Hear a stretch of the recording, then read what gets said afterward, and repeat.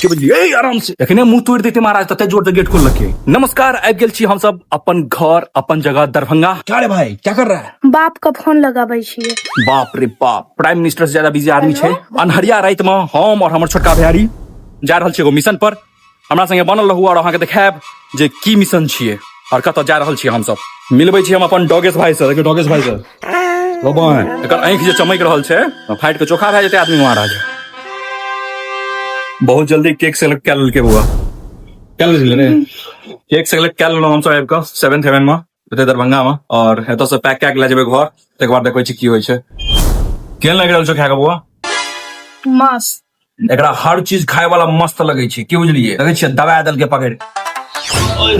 Mission हमर सबके भए गेल कंप्लीट और आबि गेलहुँ वापस घर पर। हम और हमर छोटका भैयारी सही सलामत।